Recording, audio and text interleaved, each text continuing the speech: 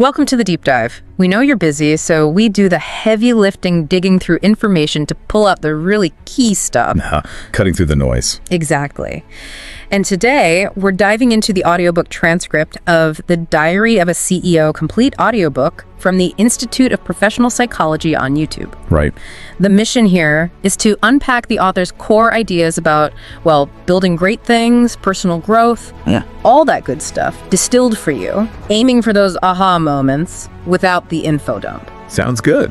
Yeah. And the author kicks things off with a really important distinction, I think. Yeah.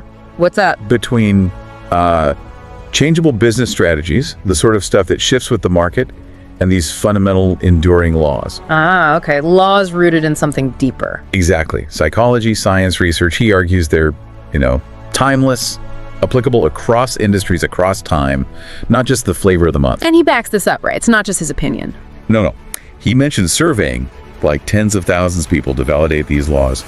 And the book itself aims to be concise, simple, using stories and data. Sort of Einstein's idea, make things as simple as possible, but not simpler. Precisely. Keep the depth, lose the jargon. So you want to dive into one of these laws? Yeah, let's. What's a key one? Okay, Law 4 really stands out. It's about beliefs, how powerful they are, but also surprisingly malleable. Malleable? That's interesting because they often feel so fixed, don't they? They do, but the author argues you can change them. The trick isn't like a direct assault on the belief. Right, just telling someone they're wrong rarely works. Almost never. It's more about introducing convincing new evidence. Evidence the person trusts, ideally something that aligns even loosely with what they already think and shows a positive outcome. Okay, so less confrontation, more. Correct. Providing a better alternative. He uses the MMR vaccine example, yeah. Exactly that. Instead of just hammering away at the fears and the misinformation, the effective approach was providing clear, positive info, focusing on how the vaccine actually prevents serious diseases for kids. Shifting the focus to the benefit? Yeah.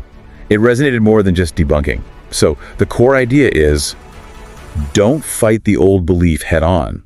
Offer compelling, positive new evidence. Makes sense. Build a bridge to a new understanding rather than trying to blow up the old one. What about weakening our own limiting beliefs? Yeah, this is fascinating. He talks about how asking someone to explain the details of something they think they understand can actually shake their conviction. Oh, like the toilet study. Exactly. Right. People are confident they know how a toilet works until you ask them to describe the mechanics step by step. Then, the confidence often evaporates. Yeah, I can see that. Yeah. We rely on a surface level understanding for a lot of things. We do. And it shows that just feeling you understand something isn't the same as truly knowing the how. Real conviction needs that deeper grasp. He mentioned a similar thing with political views too, right? Asking people to detail the actual real-world implications of policies they supported or opposed. Yeah. It often made them less extreme in their views. Because they had to actually think it through properly. Right. Force them to engage beyond the headline or the feeling.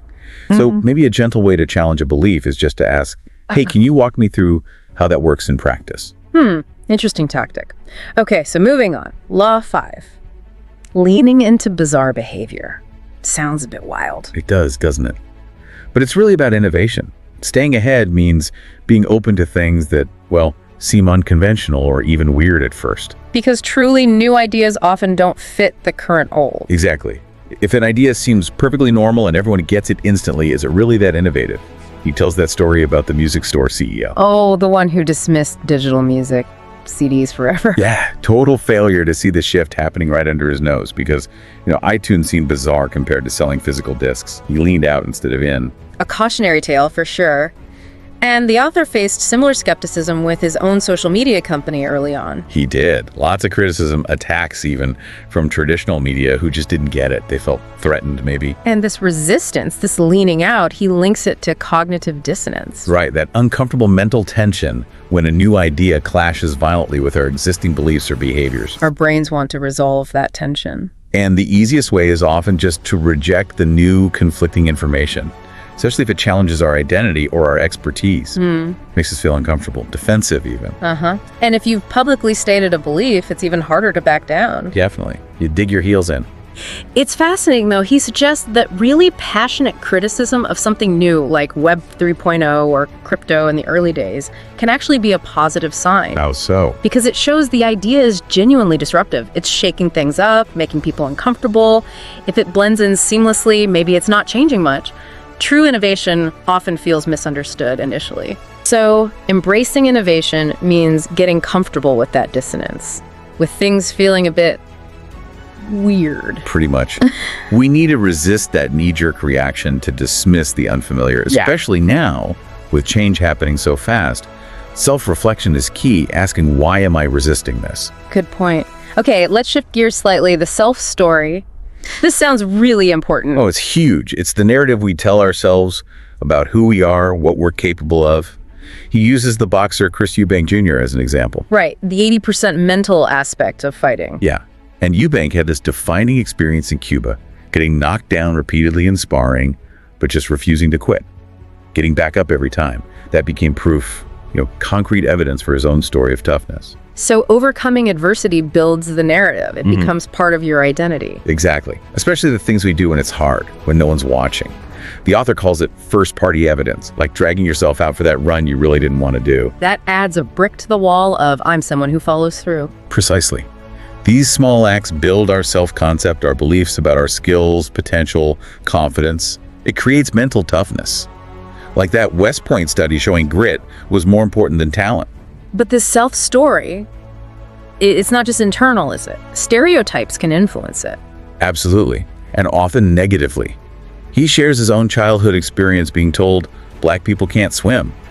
That kind of external message can get internalized and become a limiting belief for years. That's the danger of stereotype threat. Exactly. Just knowing a negative stereotype exists about your group can actually hurt your performance on related tasks, like those studies with vocabulary or math tests. But didn't they find that anonymity helped? Like using an alias? Yeah, incredibly. It seemed to disarm the threat. Shows just how much perception and the framing of the situation matters. Wow. Okay, let's get practical. Discipline. He has an equation for it. He does. The discipline equation. Discipline equals the value of the goal plus the reward of the pursuit minus the cost of the pursuit. Okay, break that down. Value, reward, cost. Right. So value is how much the end goal truly matters to you. Reward is how much you enjoy or benefit from the actual process of working towards it. And cost is, well, the effort, time, pain, obstacles involved. So discipline isn't just willpower, it's about managing these three things. Exactly. You can actively influence each part. His DJing example illustrates it perfectly. How so? Well, the value was his deep desire to be a DJ. The reward was the joy of finding music, the flow state of mixing. Those outweighed the cost, the hours of practice. And he says things like insecurity or not knowing your values can weaken that value part. Definitely. If you're not clear why you want something, your discipline will waver. So step one is clarity. Then find ways to boost the reward, maybe accountability partners, gamification. Like turning fitness into a game with leaderboards or something. Yeah, that kind of thing. And finally, reduce the cost. Make it easier to start. Like him having his DJ decks always set up, ready to go. Lower the barrier to entry. Makes sense. Remove friction. Okay, next big idea. Delegation. Asking who, not how. This is crucial for anyone trying to scale or just not burn out.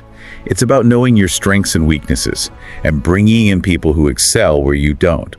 Richard Branson's a prime example. Because of his dyslexia, right? He had to delegate. Exactly. It forced him to build a strong team. His genius wasn't in doing everything, but in finding the right people to do everything. It challenges that school mentality of needing to be good at everything. Yeah, Jimmy Carr's point, the real world rewards specialists. Right. So the author argues a successful business is basically a recruitment company. Finding and keeping those A players. Your team's ability matters more than just your own. Which leads into creating a strong culture. Yeah. He uses the term cult mentality, which sounds intense. It does sound intense, but he's quick to clarify. He's not talking about, Kool-Aid and blind obedience. Oh, it did. He's talking about that fierce, almost fanatical commitment to a shared mission and values that you see in truly visionary companies.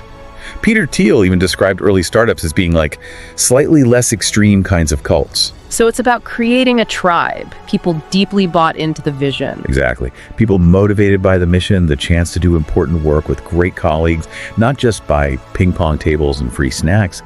He talks about the company life cycle, cult, growth, enterprise decline. And emphasizes those first hires are critical for setting the culture. Hugely critical. The first 10 people basically define the DNA. And you have to be ruthless about removing bad apples.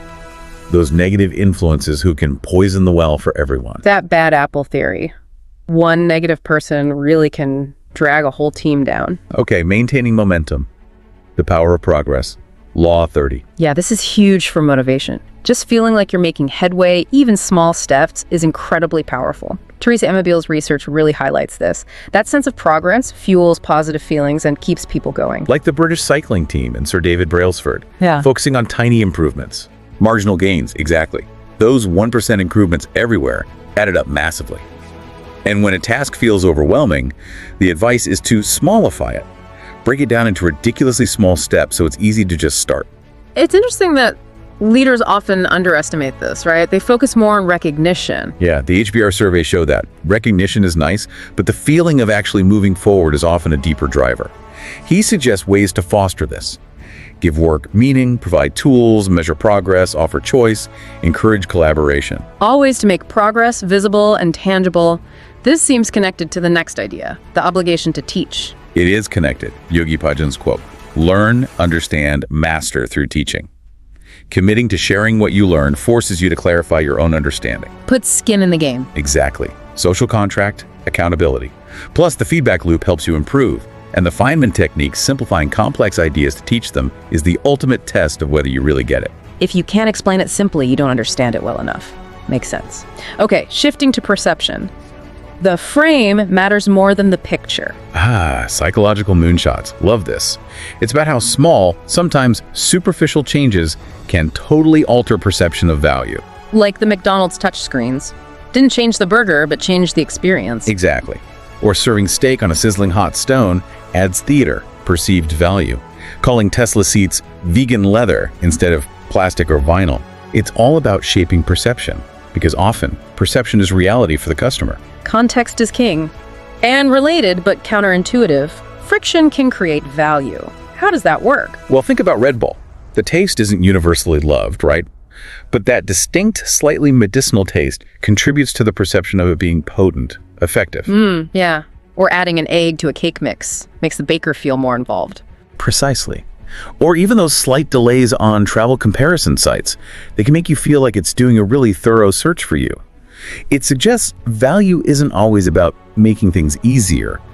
Sometimes a little deliberate difficulty enhances perceived worth. We're not always rational. Clearly not. And sometimes less is more, like the W8 band without a screen. Yeah, by removing what seems like a core feature, they reinforce their brand identity. It's a serious performance tool, not just another distraction-filled smartwatch. Subtraction can add value, paradoxically. Okay, so perception is key. What about building foundational potential? The 5 buckets. Right. Knowledge, skills, network resources, and reputation. These are the core areas. And the order matters. He argues it does. You need to build a solid base in knowledge and skills first. Chasing resources, like money or reputation too early, without that foundation, is shaky. His own early CEO stint is the cautionary tale he lacked the knowledge and skills buckets initially. Build from the inside out, okay. And the Goldilocks effect, using options to steer choice. Yeah, like airline tickets, economy, standard, premium. Most people avoid the extremes and pick the middle one, perceiving it as the best value, even if the objective difference isn't huge. Classic marketing psychology. It shows how much we're influenced by the framing, not just the raw facts. Absolutely.